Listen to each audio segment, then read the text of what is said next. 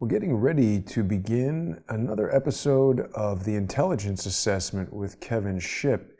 People might recall that Kevin and I changed the format slightly recently, and we're in a new time here. We seem to have some kind of internet problem at Kevin's place right now, because I was just speaking with him a moment ago, and I see it spinning over a picture of his face, but we don't quite have Kevin. I was just texting with him a moment ago. We're going to be talking today about evidence that I've been finding around town in New York City. People might recall last Thursday, Kevin was with me on a Skype call as I went up to Mount Sinai Hospital, which was the third hospital that I visited in New York. I've been to, I believe, 4 of the largest hospitals in New York, including the largest, and the evidence that we've been seeing on the ground at these places seems really contradictory to what we're hearing from the governor, what we're hearing on the news. And we're going to try and reconcile that, because it's difficult to know what's going on when we have the entire economy closing down. Here's Kevin. There we go. Stand by Perfect. just a second. Let me see if we can get... No problem. We're live right now. Okay, got it. See, we got audio. I'm having audio issues here. Test 1, 2. I've got you. Sounds good. Gotcha. Okay, we're good. Got it loud and clear. Wonderful. So we're ready to begin. Kevin, we're here with our audience. Crowdsource the Truth's main YouTube channel, the Jason Goodman channel, has been recently restored. So we've got a lot of new viewers with us today. You're looking well, Kevin. This pandemic is not slowing you down, thankfully. You look like you've lost some weight since our last show. Yeah, you're just you're trying to get on my good side, buddy. And thank you. Actually, I've lost 1 pound despite the fact I've been exercising. And anyway, I greatly appreciate you saying that. But you're looking well, thanks, man. Kevin. And it's important that everybody stays healthy during this time. You want to keep your immune system up. We're getting so much contradictory information, Kevin. We're hearing that, young people aren't susceptible to it. Then they say, no, young people are getting it. It's all over the place. For viewers who are joining us and perhaps haven't seen you before, you are a recovering CIA officer, and people can learn all about you by going to fortheloveoffreedom.net. Kevin left the CIA after they tried to basically kill him and his family. Not basically, but actually. Kevin discovered a flaw in our embassies that allowed terrorists or other evildoers to penetrate the veil and learn the identities of clandestine operatives. However, much to Kevin's surprise, when he blew the whistle on this and tried to inform his superiors at the CIA, he was fired, sued, harassed. His house was painted with poison. Members of his family still recover from this.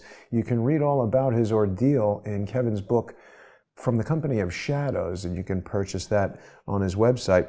So, Kevin, when we begin the show in just about 25 minutes on Patreon and Subscribestar, we're going to get in depth on all this contradictory evidence. What's your initial impression? How can New York be the epicenter of this global pandemic? It's the U.S. epicenter. We're hearing a death per hour, auxiliary morgues being built, but yet we haven't seen that walking around visiting the biggest hospitals. No, and that's perplexing, because if New York is as bad as at least the news media is making it out to be, you'd have people lining up outside the emergency rooms, these morgues. Supposedly the morgue was overcrowded and they couldn't find enough places for the bodies. And I know you've been on the ground there and seen that is not the case. And the Javits Center, which you and I did a walkthrough in the last show, supposed to be this big place with all the beds and the U.S. Army in there for all these ill people. It was a ghost town. The last show that we did when you did the walk around, and we're getting a lot of reports from a lot of people. A lot of reports are saying that these people are sick, but we're not seeing them. And I'm not downplaying COVID-19, and I'm not downplaying the caution and the steps taken to prevent it. But what is peculiar is what is the media is reporting, and these statistics that we're seeing. We don't seem to be seeing those on the ground, at least not yet, unless there's some tsunami coming. But now it's just kind of peculiar. I agree with you. And the thing that's interesting is, when we went on that walk around, oh no, it was a different day that we also went up to the Mount Sinai Hospital, where I actually spoke with a gentleman who told me he was a physician. He was standing outside a hospital holding a stethoscope. He looked very doctorish to me. And why would someone claim to be a doctor if they're not? He told me he was an intern, so he's sort of like a newly minted doctor, but he's there in the clinic. I mean, these are the guys who are doing like the grunt work. The doctor will say, Right. this guy has this, that guy has that, go intubate him, do whatever. They're fingers in the wounds kind of guys. And he told me that he got all of his data and information from the governor. Yeah. Instead of on the ground. And if anybody's going to see this stuff, it's going to be an intern. My goodness, interns spend 12 to sometimes 24 hours a day in the hospital. If anybody's going to see anything, it's going to be an intern, even sometimes more than the doctors themselves. Yeah, and we've also gotten a similar response from EMTs around town. People who've been watching the shows already know the drill, but it's, this wasn't some kind of anomaly. It seems that anytime I'm going over to the FDNY parking facility, whatever it is, the lot where they stage their ambulances, there's a lot of ambulances there. And the last time I went by, one of the EMTs told me that the ambulances were all there because they're broken. I mean, Kevin, you've been involved in all kinds of operations around the world. Have you ever been present when one of these sort of triage hospitals was set up? Well, when a triage hospital is set up, you know it. I mean, there are people are coming and going. There's a lot of activity. People are racing in, racing out. And in terms of ambulance, if one ambulance is broken down, that's an emergency. 7 ambulances, and I saw that when you did your walk by, 7 ambulances parked by the side of the road, and all 7 are broken down. Come on, man. That's just not true. Either that guy was feeding you a ration, or that doesn't make any sense at all. I agree with you completely. I have no reason to distrust the guy. The video doesn't want to play for some reason. That's very strange. I have no reason to distrust the guy, but at the same time, I agree. It seems like if they're going to all this tremendous effort to build this hospital, they were just right out front with where's the $1 trillion going to go. I think it cost a few $100 to fix an ambulance, and they didn't even do that. So it seems to be a real serious misallocation of resources. We've spoken about the lack of police. Let me ask you about this, because we've been looking a lot at this Johns Hopkins University. This is like the COVID-19 heat map that tells you where everything is going on. These numbers keep going up each day. But I mean, how do we know if these numbers are accurate? We hear people criticizing the data coming out of China, criticizing the data coming out of Italy. Firsthand, government agencies and the US government lie as much as any other foreign government. How do we know that this is accurate? Well, that's a problem, Jason. It is, of course, having experiences personally, and you and I have gone through many shows about the false flag events that even our government have done in the past, and we've learned, sadly, that we cannot trust what the government says or the figures that the government brings out. And that's why there's so many people that are skeptical about not seeing what they're being told, is the government has lied to us before several times, all the way from the Gulf of Tonkin, starting at Pearl Harbor to Vietnam War, up through 9/11, the number of things the CIA has put forward to the American people, Congress and the Senate, and others lie after lie after lie. So I think it's healthy for us, all of us and the viewers, to question the statistics that we're seeing and expect to see that on the ground. The numbers that we're being told in these the morgues full of bodies, emergency rooms overcrowded. If that's the case, we should be seeing that. And so far, we're not, unless the tsunami they're predicting is going to hit.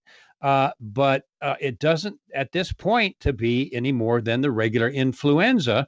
And there are some cases that they call presumptive, where they're lumping presumptive cases in with the COVID-19 cases. A presumptive case is somebody comes in sick and they just presumes it's COVID as they're processing them through and add them to the statistics. They're actually doing that. So, first of all, sadly, we've learned the hard way. We can't trust what the government tells us. It needs to be verified every single time. First thing. Secondly, what we're seeing on the ground is just strange. Especially your walkarounds in New York, which is supposed to be the epicenter, is just strange because it doesn't match the reports that we're seeing about New York having these overpacked morgues and people waiting in line at the hospitals to get tested in the rain. There was it was on Sky News over in the UK, New York City, people waiting to get tested. A lot of people standing in the rain in New York City. As far as I know, you haven't seen that and you live there. So Right. it's just really, it's odd, Jason. It really is. Yeah. And, one of the things I want to ask you about, Kevin, because, I don't want to make a prediction as to what's happening. We don't know. Right now, we're just in the mode where I'm going around, we're looking at things, we're gathering evidence, we're just sort of, we're at a very early stage in terms of our citizen investigation of this. And it seems like every move that the governor and anybody who goes on the news is making is trying to encourage us to stay inside. There have even been social engineers, people who I consider social engineers, contacting me with fake names, unknown people. I mean, look, if you called me up and said, hey, Jason, I've been talking to some people, XYZ is happening, it's dangerous, maybe consider this. I take your advice. I know you, I trust you. Some person who I don't know using an anonymous Twitter handle tells me, you need to get off the street. They don't know me, they don't care about me, they just obviously want me to stop uncovering evidence is what I think. I want to ask you when we get into the main show, how can we possibly explain this? We want to talk about some of the CIA techniques that perhaps, and I know there's certain things you can't discuss, but we've had this article here, I think yesterday in the New York Times, where a nurse from this, I think it's Mount Sinai in Queens, she's saying people are dying, 1 an hour. She even does a video inside there where she's, showing this hellish situation. Now, this appears to be one of these, Elmhurst Hospital in Queens has faced its first wave of the tsunami. So we're seeing all these pictures. I didn't see anything like this in Manhattan. No, there's that white tent across from the Javits Center that we saw, but that doesn't look anything like this. Okay, if this is the case, now we know we've seen false flags before. We've seen false events. We've seen false crisis actors on the news that in events that did not happen. We've seen that happen before. Sadly, that has been done. So if this is true, and if this nurse is real, and this really is happening, where are the other news outlets climbing all over this like vultures, which is what they would do? Where are the other people with cell phones and cameras that would be flocking and taking pictures of this event outside of her? In other words, where's the corroborating evidence of this? If there isn't any other source reporting exactly the same thing, then we have to assume it's fake. Yeah, I mean, I don't know if anybody knows this nurse. It's interesting the way the video is produced. I mean, it's edited. She's not on camera right here. Her mouth is covered here. How do we know if what she's saying is what's being said right there, or if this is some video taken from a real nurse with somebody else's voice put in there? I mean, people could question the reality of anything, but I think you're right. I mean, when we see edited videos, obviously someone pretty sophisticated put that logo, the New York Times, the lettering on there. This is a refrigerator truck that is allegedly holding bodies.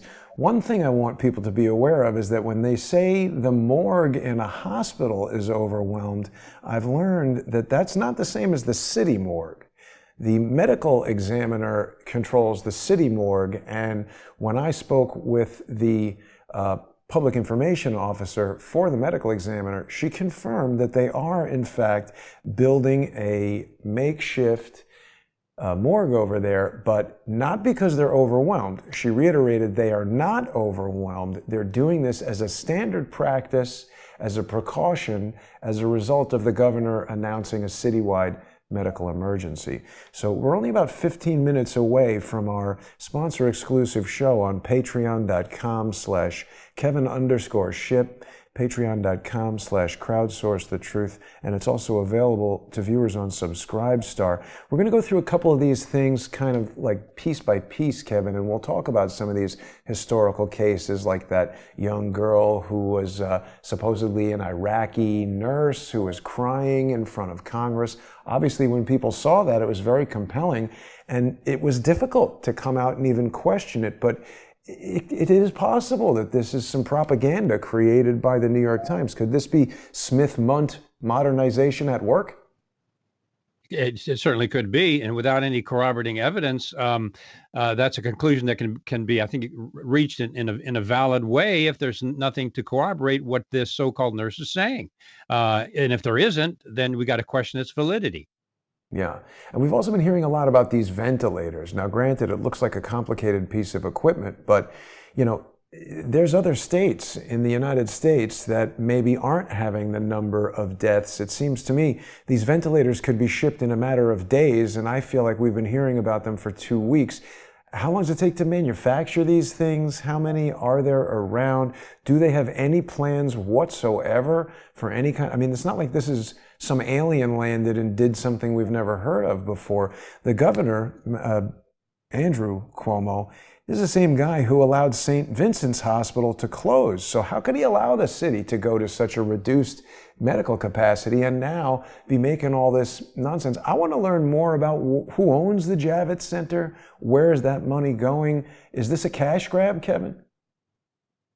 Well, surprise, surprise. Wouldn't that be a surprise, huh? Ching, ching. A lot of people are getting a lot of money, especially with these grants that looks like eventually if Pelosi gets out of her schizophrenic fit, a lot of people stand to get a lot of money out of this. So always a consideration. There's some additional social engineering that's going on, Kevin. I don't know. This could be opening a can of worms. There's a lot of people who have seen this story. How do we describe this guy?